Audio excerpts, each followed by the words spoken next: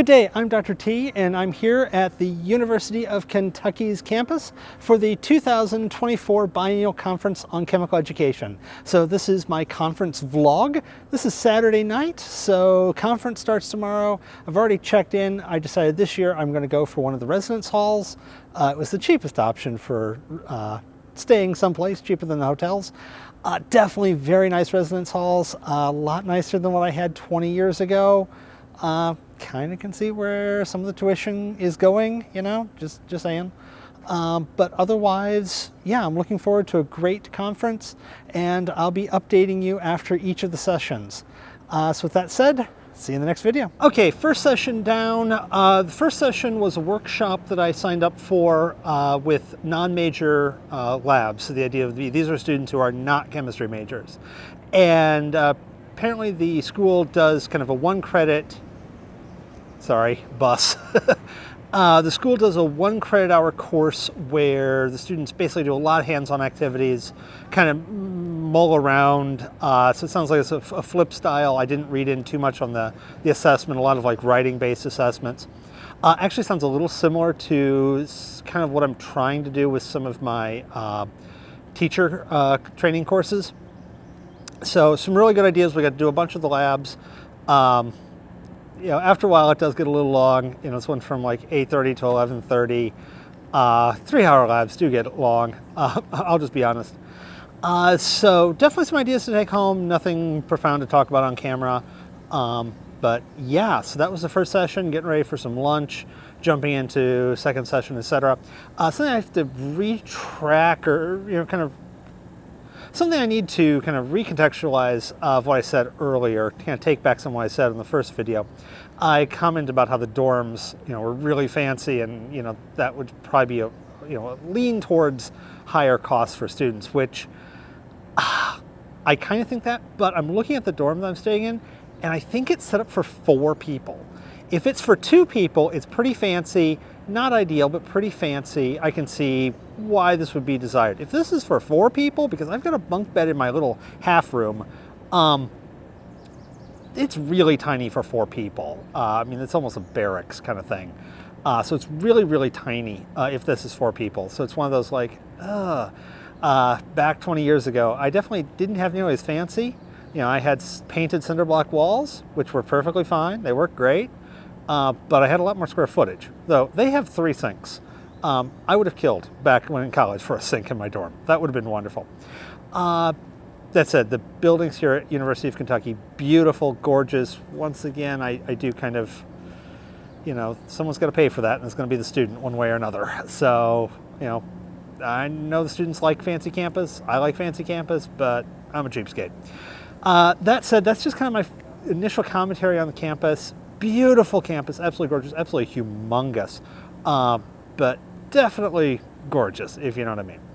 Otherwise, waiting for lunch, jumping into the next activities. So see you in the next clip. So this is the second half of Sunday. I was going to do 2 reflection videos for this, but it's raining outside, and hence I'm inside. It's actually drizzling. It's just wet right now, but this is kind of covering 2 different seminar sessions. So first session was kind of what was the title of this thing? I've got the tablet over here. The post-educational experience or something like that. So the idea is preparing students for kind of, quote, the real world.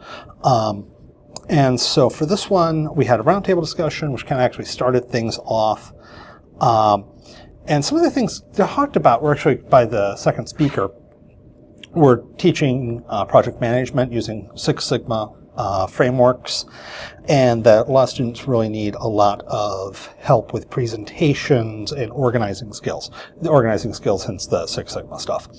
Also, another idea was a nanotechnology boot camp in the winter.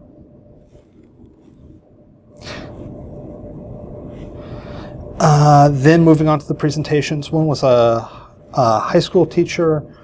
She was working on doing more of lab practicals for assessment, so using a standards-based grading and then using practicals for that. The idea was to kind of adapt to students with chronic absentee issues. So of course that's a major issue with high schools right now. CER format for the report, and that's kind of the gist of it. And I've used CER formats in the past. I like them. Claims, evidence, reasoning, that is. And so, it's an interesting idea. The other one was more of a preparing students for jobs. So actually having like a course preparation class. I think at my school we do a lot of this already, but definitely teaching students, resume skills and focusing on scientific ones that chemists would use, not just ones that a generic resume, because of course, the sciences were a little bit different, and doing things like mock interviews, etc., all focused on future careers our students could have, and actually having them say, okay, what do you want to do? Take an aptitude test, if that's relevant, do a couple other ones, talk about different careers, and then do a mock interview for that career kind of thing, and try and customize it for the students. I think we're doing a lot of that, at least at my school. Boy, it would be hard. I would not want to take lead on that one. Okay, next one, so the second half of the afternoon, two groups were on writing, so I'm going to kind of combine them. Basically, the theme was writing workshops. So if you're teaching writing, especially for early students, one, your general writing courses, they're not going to cover scientific writing. It's a very different field. It's its own kettle of fish. So the emphasis was on doing writing workshops, maybe doing some videos, giving feedback, so lots of feedback, whether it is having students do a lot of practice assessments, which most of them were having students evaluate work. So instead of starting by write this, start by here's a document, now you edit, or more likely grade the document. This is a really good idea. I think this would have helped me a lot. I've done a little bit when I use Write Like a Chemist. I think this is a really good idea. Keep in mind, I'm dyslexic. Writing is not my strong suit at all. So this is going to be hard for me to implement in my courses, but I really want to. Then the last one was a focus on backwards design, and came up with this idea that's apparently out there and I should have known about and I have never heard of, called a threshold concept. And these are ideas that are transformative. Their example is IMFs. I think dimensional analysis would be my classic one, the one where it fundamentally changes the way you think. Once you figure out dimensional analysis, before it's really, really complicated, and then once you get it, it's like, oh, it's a different way of thinking. Irreversible, basically you're not going to forget it. Sorry, person walked by. I'm in a hallway. So irreversible, you're not going to forget it. And then troublesome, where something's going to have a lot of misconceptions. Obviously with IMFs, people think that they're breaking the bonds of water when you boil it. You're not. You got to get water a whole lot hotter than that. Or it's just something you're not going to encounter on a daily basis. Dimensional analysis is something you may never encounter. It's really helpful, but if you don't encounter it, you don't encounter it. And so they were using, I think they called it Johnson's triangle, the microscopic, macroscopic, symbolic triangle, the classic one. And then they were working on doing backwards design for a course in a lab. So start with a big idea, one of the threshold concepts, and then work backwards from that. What learning objectives are you going to do? Then what assessments? Then what learning experiences? And then finally, iterate. Okay, so that was the major ideas. I love this building. This is the chemistry and physics building, and it is so classic science building. Just brick, concrete brick painted. We got some tile. Has this very 60s, 70s vibes. Love it. I feel so much more at home here than I do in the fancy buildings. University of Kentucky's got some fancy buildings, but I feel so at home here. Okay, so I'll see you all in the next video. Okay, so it's Monday lunchtime, and in the morning sessions I went to two. First was a seminar series on inclusive pedagogies, and the second was a workshop on AI, specifically focusing on ChatGPT. So I'll kind of cover them in that order. So first, the inclusive pedagogies, 4 speakers. First speaker was from a school that specializes in neurodivergent students. And so in this case, they're using the broad term for neurodivergency. So autism spectrum disorder, dyslexia, ADHD, and then a generic executive functioning disorders. And this was really more a focus on executive functioning disorders and an ad for Achieve. I've used Achieve, anyways. So kind of take homes from this, obviously kind of flexibility with due dates, but also like ways of reminding. So one of the suggestions, which I'm going to try and implement, I've actually kind of thought about this in the past, is have a suggested due date, a zero fill date, and then the hard due date. So that way, the due date comes, the due date passes, the student's like, okay, you're late now. Well, I'm not taking off points yet, but you're late. And then zero fill is like, hey, you got a zero right now. You either get this in or not. And obviously it would be nice if you contacted the student after the suggested due date and like, hey, where is it?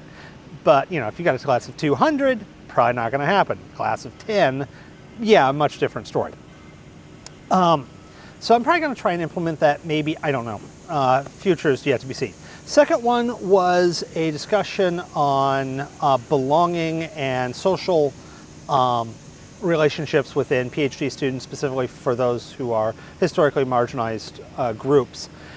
This one brought in a couple key terms I hadn't heard before, critical capital theory and then social capital theory or social capital. I've heard of the social capital, I hadn't heard of the critical capital theory. I want to look up that one. Basically the idea is you've got, I assume it's multiple, he really went into social capital, but there's different types of capital, different types of assets you can have, and your relationships are one. As you build those relationships, you can then use that to help you overcome challenges later on. Get a sub for you. It's like, hey, I'm late, can someone cover for me, that kind of stuff. And basically his research was showing that minority students at a particular institution, and I think you could almost generalize it just the students who are the minority of that population. Obviously for his school, that was traditionally what we would think of as minority students. They have a harder time building social capital. So this is very small, n equaled I think 5, so tiny, tiny study, but it's definitely an interesting kind of primer.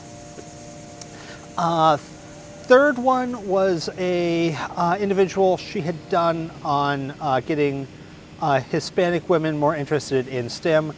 She was from a university in Puerto Rico, I cannot remember which one, and they had done quite a few different activities from outreach targeting girls in the community, creating a women in science, I think specifically Hispanic women in science book for children, a few other ones. Really an awesome project, tons and tons of work done into that one. Not too much actionable for me in my endeavors. One thought that she did have and that they've been doing is they would set up, as part of their outreaches, one of the static displays was almost like a science fashion show, or not really a fashion show, but like a mannequin put on with a lab coat and goggles, kind of showing the dress of a scientist, that kind of thing, as kind of a talking point, as an introductory point for some individuals. So that might be something to do with our community outreach events. I'll bug our community outreach director, see what she thinks. Last one was actually a surprise. It was supposed to be a panel discussion, but it was like, nope, I was added at the last minute. Like, okay. So the last individual, let's see if I can remember. I'm going to have to go to the notes. Meeting students where they're at. Okay, so I've pulled up the notes. I remember this was actually pretty interesting. Okay, so this one was working at like the first year seminars, that kind of thing. And they had originally been set up as very focused on chemistry related topics, careers in chemistry. And what they were realizing, this was post-COVID, at least with their students, that they were needing to incorporate a lot more general life / general college content. So such as issues addressing concern about academic readiness, low motivation, stress, feelings of isolation, time management issues, etc.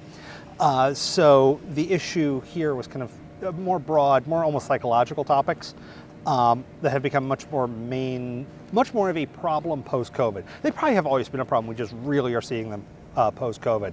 And so they had worked on kind of integrating that into their first and second year seminar courses. It's a little bit more complicated of a narrative. It's actually, it's through STEM, it's a specialized seminar course, and they're trying to broaden that out to a larger area. They didn't have a first or second seminar course. I may bug whoever's dealing with our seminar course, just kind of give them a bug in the air of maybe it's an idea. Did run into a graph. I may try and do this one that they put on the board. It was a graph of emotions, energy versus pleasantness. So I think at one corner was something like enragement, and then down at the other end, I didn't pay that close attention, but it's an interesting graph. I may try and put a picture of it up here, probably copyrighted, so I probably can't. Maybe in the links. Okay, second session was an AI workshop. For this one, a lot of kind of like what I had seen beforehand. Let me pull up my notes. I already pulled up the tablet, might as well pull it there. Get over there.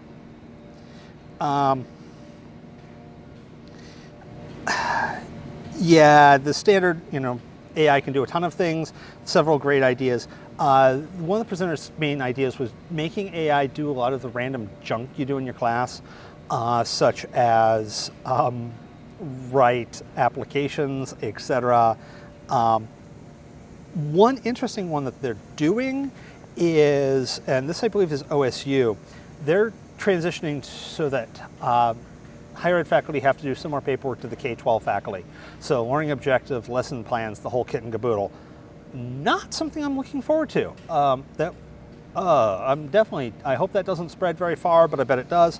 And basically they were making the AI do most of that. And apparently it worked really good, making AI do that. And then kind of a way of reframing the faculty's role was professor as curator. So the professor is curating AI-based content as well as web-based content, as well as more traditional textbook or research paper-based content. So we haven't lost our job yet. Our job is just changing to a curator. A few warnings: obviously, don't blindly trust AI. Hopefully, everyone's got that memo. AI's got a lot of stereotypes. The presenter did comment that they generally try not to have people in their AI-generated images just due to representational issues, because AI can be very, very biased. So they usually do kind of cute animals. Although with AI, who knows what cute is. And then commenting that you can actually get it to make the PowerPoint file itself, depending on how you're doing this. A couple other ones: generating sample data, creating wrong answers for students to correct. I mean, the list of uses of what AI can do is quite a bit. So maybe that's another video, maybe not. I don't feel like I'm the right person to answer this one. I've poked at it some, but it's a huge thing. And then the other one is at OSU. They have an official policy that AI is changing so fast that there cannot be an official policy on AI, and every faculty member has to have whatever their policy is up to them in their syllabus, but they have to update it every semester. And it is recommended that if you are using AI for your classroom, which you probably should be, at least to some degree, that you do disclose that probably in your syllabus or somewhere. So make sure you're not a hypocrite and you're disclosing your use of AI. But as time goes on, AI is going to be an important workflow enhancer. So we need to get used to it and get jumping in with the AI theme. So with that said, the lunch line was really long here. So I missed the birds of the feather session, but that was more AI, so that was not a big deal for me. Next up, I have no idea what I got, so I'll find out in the next clip of what I've got next. Otherwise, I will see you in the next clip. Okay, so this is after the evening sessions, 2 sessions. The first one was titled Message in a Bottle, and this is trying to connect with our students and the changing generations. I'm an elder millennial, as much as I hate that sentence. And so, of course, now our students are Gen Z. 3 talks. First was enhancing engagement using pop culture references. Apparently, this is actually a pretty well-studied pedagogy, which is not what I was aware of. Obviously, you kind of have to have relevant pop reference cultures, so my whole references to Red Green probably not going to count outside of some older Canadians and northern Midwesterners. So, but, there's examples of like using Iron Man 2 to introduce the idea of particle accelerators, the one where he's, shirtless building a particle accelerator in his basement with a wrench. But maybe going on more things like climate change, etc. And this was kind of a mix of both fictional, like Iron Man, or real world, such as climate change and Coldplay, apparently.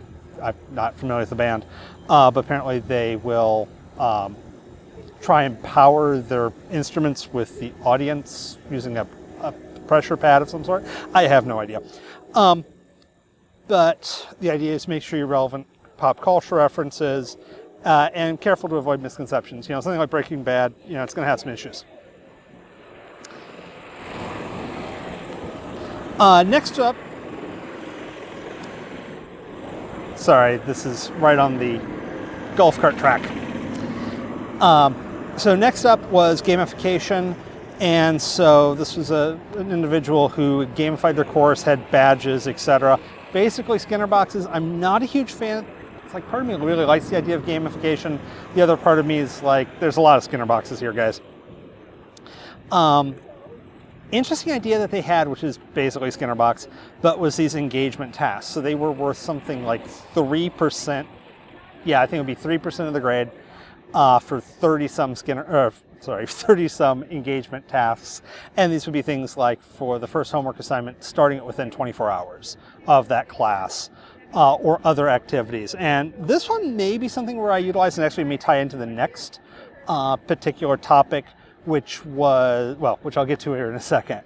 They had an undergraduate TA doing a lot of the grading, doing a lot of kind of specs grading or specs adjacent. And I've got a bug buzzing around me. And thus they were doing a lot of small assignments, a lot of homework, and so it's making small repeated assignments. Once again, a little Skinner boxy for my taste, but yeah, that's the whole point of gamification. I mean, I pay money for Skinner boxes in the terms of video games. Okay, last one, which was really kind of almost emotionally impactful, more golf carts, was connecting Jin Kim with issues that matter to students. And so this faculty member, one second, more golf carts. Okay, so this faculty member had inadvertently, back in like 2019, lost his voice for a day. I've been there. And instead of trying to pantomime his lecture, which is what I did back in those days, he put on a video, and it was PBS's documentary. I think it was a Nova documentary on the Flint lead crisis.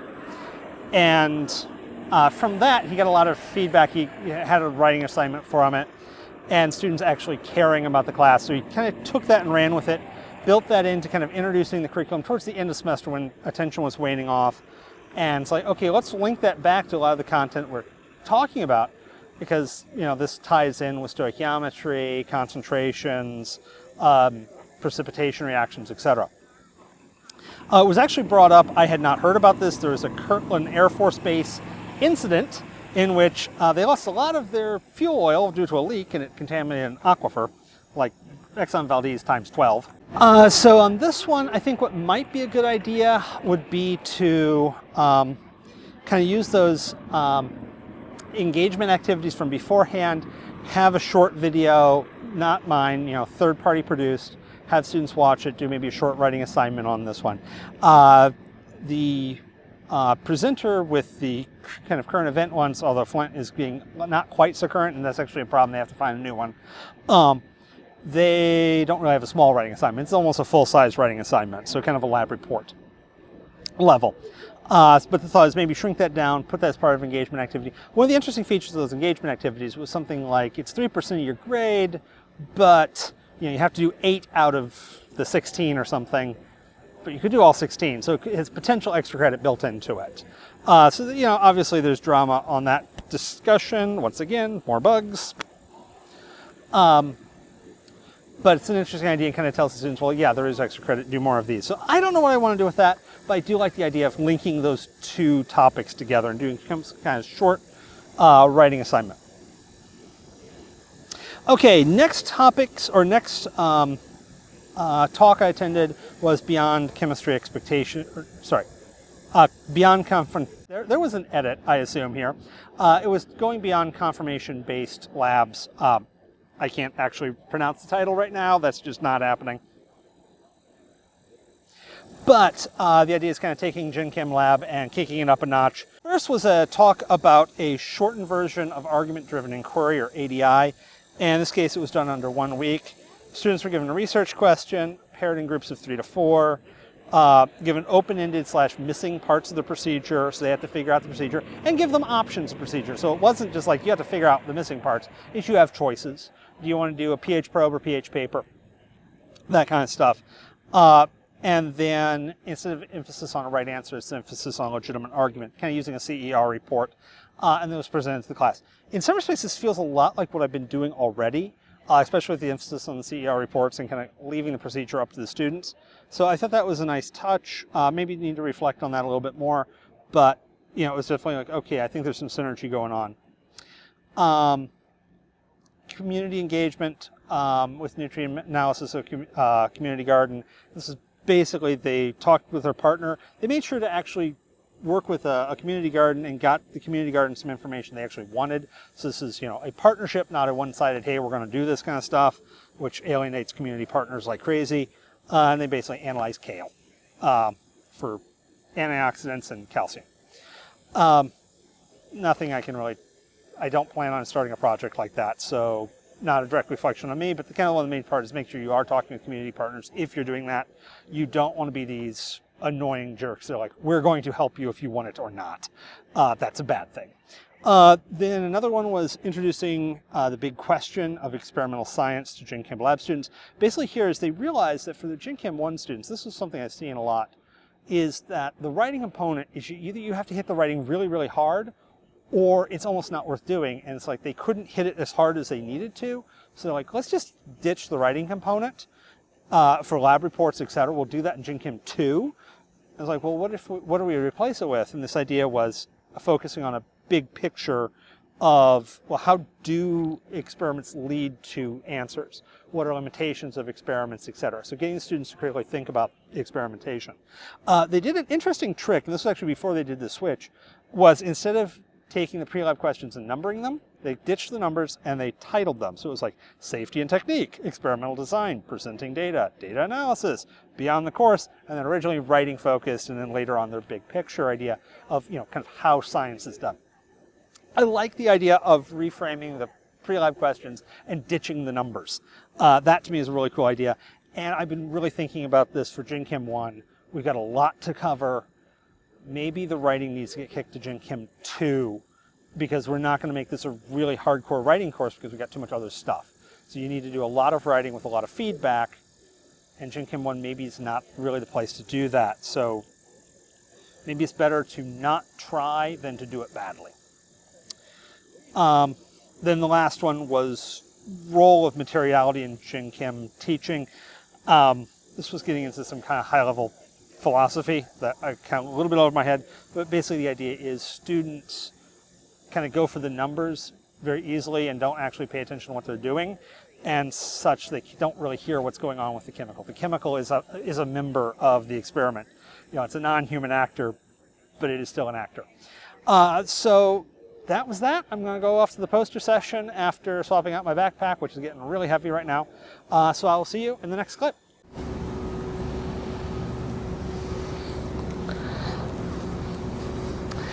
Okay, so last night's poster session, I should have shot a short clip then, but I was hungry. They didn't really have food. Several good posters. The interesting ones for me, sorry, car. The interesting ones for me, there was one on systems thinking in chemistry. I need to look more about this. This is basically the idea of, instead of being very reductivistic, which is how most science works, we need to also think about emergent approaches or emergent properties of our systems. Second was a couple posters on real-world applications, basically pointing out, so kind of like what the talk yesterday had been on, but they were talking about how you need to go beyond just simply introducing it. It doesn't really have an effect on student learning if you just mention, oh, by the way. So you have to go a bit deeper, probably do some kind of student reflection, so you actually have to, commit to it. So that does make my plans of implementing it mean I have to go a little bit more. Sorry, more golf carts. Today did an art and archaeology workshop. No, that's not a golf cart.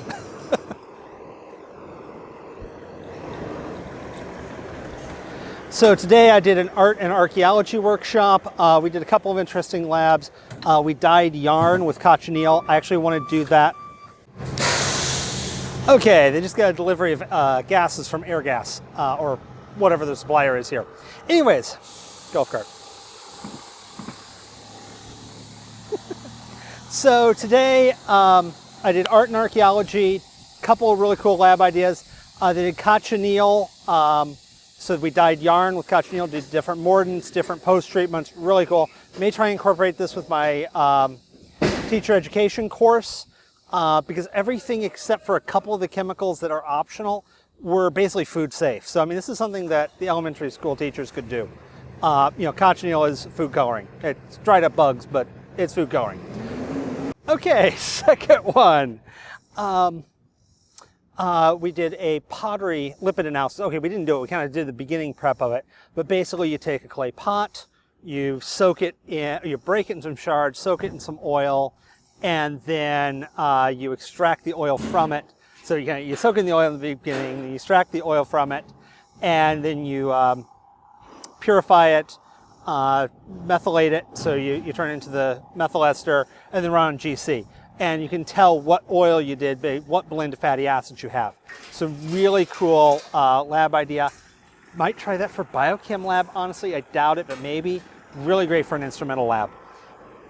We then also made paint, which did make me realize that I need to update my paint making lab because I've got a step that is workable but really crummy. So basically, you don't use a mortar and pestle to do the mixing. You actually use a special apparatus. So I want to comment on that, although the mortar and pestle did work. So I'm going to some integrating, I think, humanities into chemistry, or kind of blending the area. Maybe. I could be wrong. We'll see on the next clip. So with that said, I'll see you in the next clip. Okay, so this is Tuesday evening, getting ready for poster session where I'm presenting. Yeah, I'll do a selfie or something. I'm not going to try and, live stream from the poster session. So the ones I did today in the afternoon were incorporating the humanities into chemistry, or chemistry into the humanities, trying to merge those two. I need to reflect on this one. I think a lot of the ideas were really great and I just can't really implement them. They were usually either chemistry and art or chemistry and food. So most of them were low credit hour courses, most of them were like low to no prereq courses for non-majors. There was an art and anthropology course where it could count as either a chemistry or anthropology. It sounded interesting. There was one that actually had like a biochem prereq. So you had to take OChem 2 and biochem 1. And it was in a nutrition lab, a commercial kitchen style lab. So you could eat your research project, and it was a curie. So they were actually researching different recipes, and there's mosquitoes everywhere. It sounded really cool. I want to do this.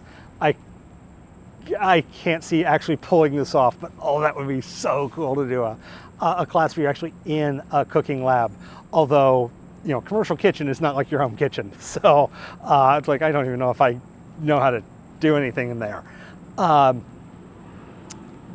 Definitely several other projects, some interesting ideas. Not for sure how many I can actually implement, if I can implement many of them. I want to do that cooking class. I've wanted to do a cooking class that's like a cooking and chemistry for a while. I'm glad somebody's doing that. It sounds hardcore.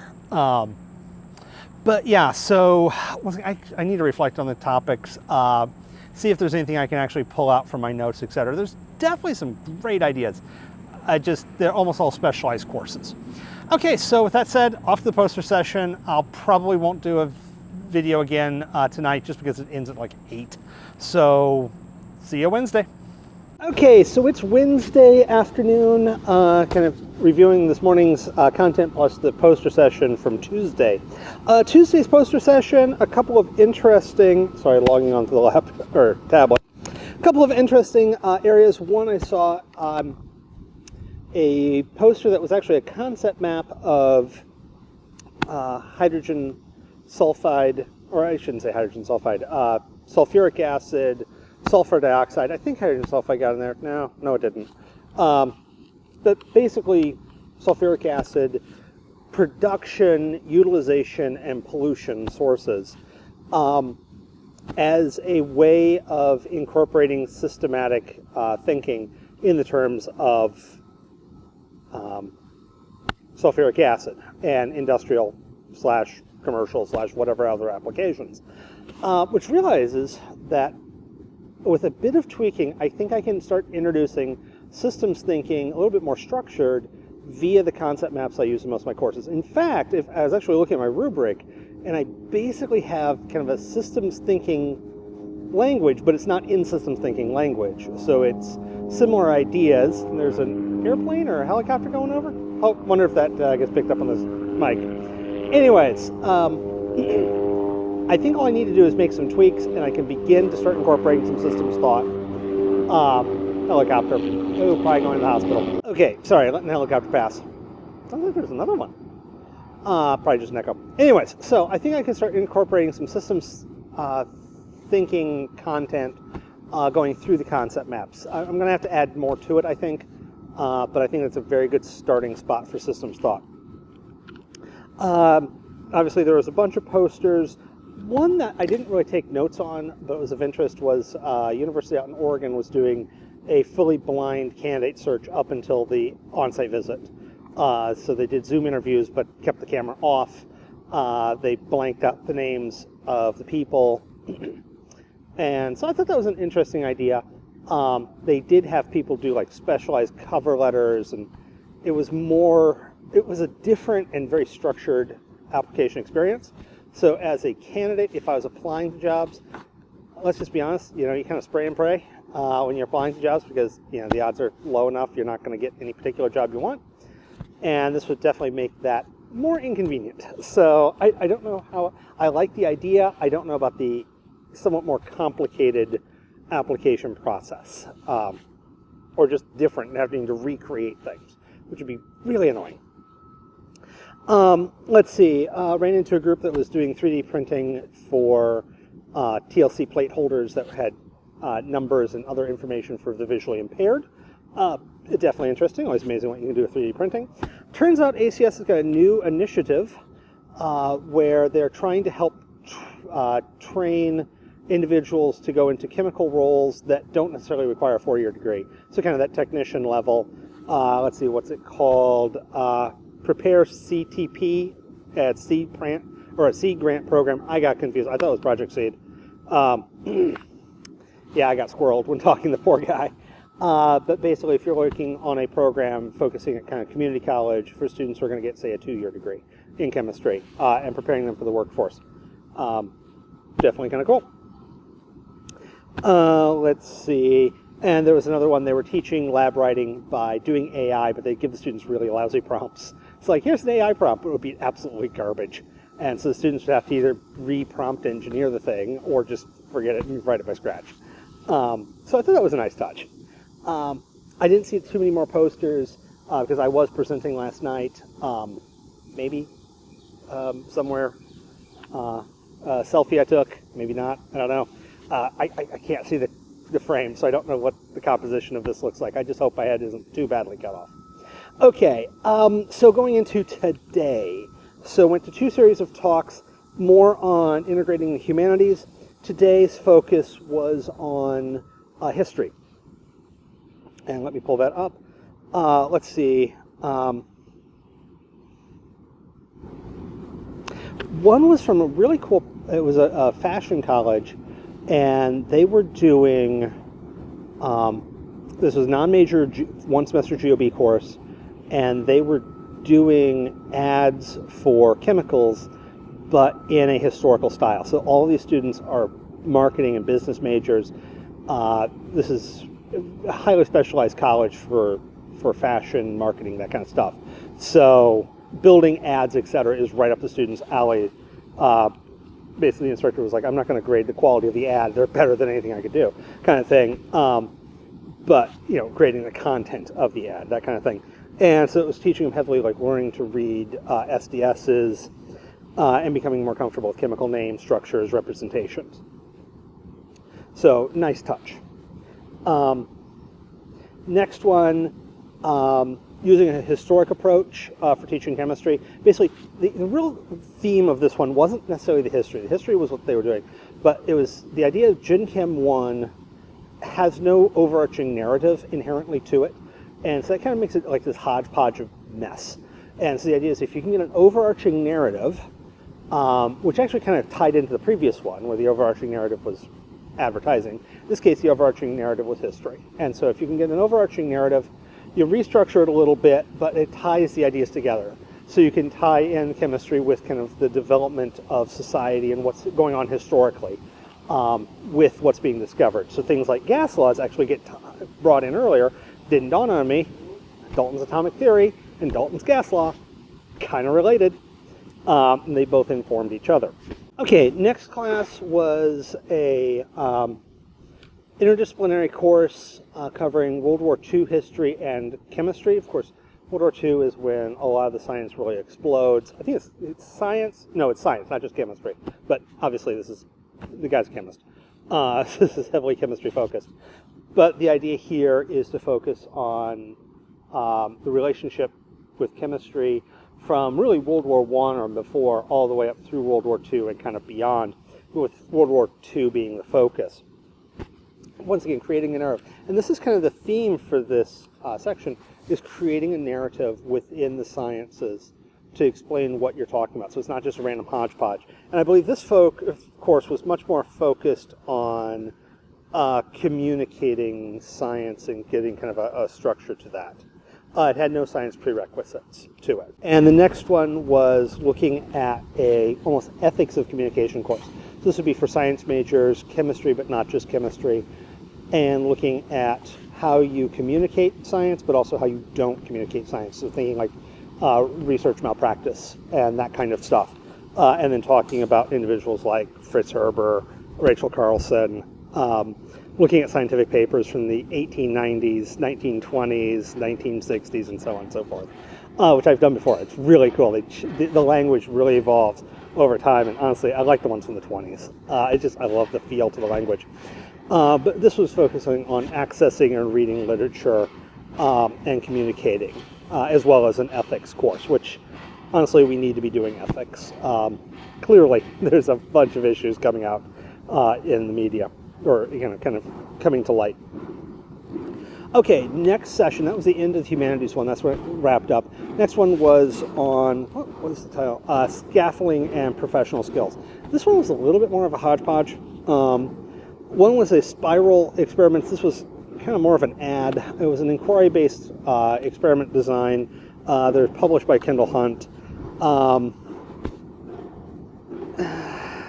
There's not much I can say on it. I did like the really good point where they pointed out they want to make sure all of their labs, the student can't just guess the outcome. The instructor knows what the outcome is, but the student can't just guess it.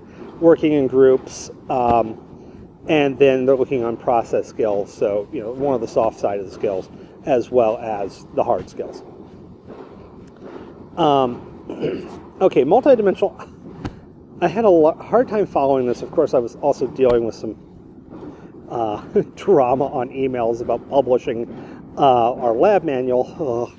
But this is one of those where I didn't quite get the talk, but then once the Q&A happened, like, oh, I get what you're doing now. Okay. So the idea is creating models. Students should be able to draw out, and they're actually doing like drawn models. So this is a scientific idea of what they're explaining. So it's not just knowing a bunch of facts, but be able to transform what they're learning into some kind of model or representation of the content. And then that representation needs to permeate the entire course. A geologist was there, and she was saying the same idea exists in geology. It's called concept sketches. So maybe that's a good term to Google, because it sounded like this multidimensional learning was their description. That seems fairly new and fresh to that particular presenter, but the concept sketches, from what I took, sounds like a more established one in geology. This is one of those we're siloed. So if geology comes up with a great new idea, we don't learn about it. And the other point was, and this was from the geologist, who was just sitting in the audience asking questions, and we had to model. I think this was in the geologist. No, it was a person sitting next to the geologist, so I don't know who she was. But we had to model modeling to the students. So creating those models or the skill checks or the concept sketches, we need to model how to do that to the students and be explicit. Like, okay, I'm drawing this. Here's how it's contextualizing. I'm going to draw this with letters. No, I'm going to draw this with circles and squiggles. They're equivalent. You can do whichever one you want, that kind of thing. So I thought that was really interesting once I actually figured out where they were going. Another group was doing a Curie, but focusing on team-based work, kind of highlighting that a lot of Curies don't have a good reporting out feature. And so they kind of like do half the research experience. They don't do the poster presentation or the write-up, which is, half of the goal is not the goal. Okay, last one that I went to was talking about, it was an ACS representative on developing a career, or what is the phrasing, individual development plans for career developments. The idea is for students, whether it be later undergrad or grad students, teaching them how do you get a job, and how do you, not just a generic term, but how does that student, how do they navigate where they want to be going, how they, pick a career path and set up needed skills for career development. This is apparently one of the new ACS goals. I think we do a little bit of this at my school. We probably need to do a little bit more. ACS has created the I3 IDP toolkit. IDP is the individualized development plans. I don't know what the I3 stands for, but basically it is I believe it is a web-based toolkit to help students / help faculty members mentor students and help them move towards successful career entry and growth. So I thought that was really particularly interesting. That's something I want to kind of mention to my colleagues back at my school. On a side note, especially on a couple of these, I'm dyslexic. I'm open to that on this channel. And having the slides available would have been so nice. Because there were certain things I wanted to get in my notes, but I could not type them in fast enough, or I could not get keywords typed in because I have no idea how to spell this dumb thing. The number of times I typed in career is a lot harder to spell than you might think it is, especially for dyslexic, because it does not look like it sounds. So, to my fellow instructors, please, please, please provide your PowerPoints if you're using them to your students. It helps us dyslexics so much. To my fellow presenters, same. Could I have PowerPoints? So with that said, jumping into trends in GOB after this. Let's see if there's anything interesting. That's usually one of the more useful ones because I do tend to teach a lot of GOB. And otherwise, I'll see you in the next clip. Okay, so did 2 sessions worth of the GOB trends or trends in GOB. And the major theme, and this kind of seems to be the major theme of this conference, is building relevance to students, connecting outside the classroom. So a lot of the connections were to medicine, because a lot of GOB students are nursing majors. That's kind of the classic nursing chem. Sorry, person walked, use stairwell, trying being alone. It's raining, by the way, and I think I actually have my mic properly placed this time. Yeah. Okay, so building connections, major theme for a lot of this conference for me. Second one that keeps coming up is systems thinking. So we talked a little bit about systems thinking again. So a couple talks kind of relating to that. And then the last talk was on metacognition and attention span. So a couple good books to read, well, suggested, I should say. And so I need to look into those. Basically, the idea is students have a deficit in their ideas of metacognition, especially first-generation students. So if students can learn to study better, the faster they do that, the better they're going to do. That's kind of the gist so far. So I will see you in probably my last clip on Thursday. There was an interesting point. Apparently the whole carbonate buffer system for bloodstream is something we want to make sure we really hit in our Gen Chem and GOB classes, because for the medicals folks, it's really, really important and not really well explained in the medical classes. So, okay, I was covering that. I'll just make sure I hit that thing hard. So yeah, I will see you in my next clip. Okay, so this is the break between the 2 morning sessions. I've got a second morning session that I want to attend, but I also want to go home. Because it's been a long week with learning a ton of stuff. So I think I'm just going to head home. So this will be my last clip from BCCE. Maybe do a post clip once I'm back at home, but we'll see. This is University of Kentucky's science building. So this is the other building. I was in the chemistry and physics building on the rain days where I had to find some place due to rain. Beautiful building, gorgeous building. Once again, I got my opinions on beautiful buildings, but I mean, I do like a beautiful building, and it is beautiful. So today I did a workshop on Eclipse rubrics for process skills. So process skills would be things like soft skills or transferable skills, a whole bunch of different names for the same thing, which these are going to be things like critical thinking, communication, etc. And these rubrics are ones I actually think I can use. So I'm going to try and implement them. You don't use like all the rubrics on one assignment. So you would pick and choose parts of rubrics, and the rubrics actually break apart. And these are great. They're providing you the rubrics at no cost. You can customize them. They're not in a PDF. They're in a Word document. You can get them in a PDF, but you can get them in a Word document. You can cut and paste, make them your own. So this is something golf cart. Actually, golf cart-like vehicle. So these are definitely rubrics that I think I can actually use in my class, and gives me a way to start doing some peer feedback maybe with my students, and then giving me direct feedback on, hey, y'all are not working in groups very well. So I don't know if I'll make them part of a grade or I'll just do them as a purely formative. It is suggested that you keep them formative to start with, and then if you go on to a grade, do that towards the end of the semester. And maybe incorporate them like a specs grade, such as you or your group has to get above a certain point by the end of the semester on these rubrics, etc. Something like that. I'll probably put in the description the link to the Eclipse. I think it's eclipse.org. I'll put a link to the actual website in the description.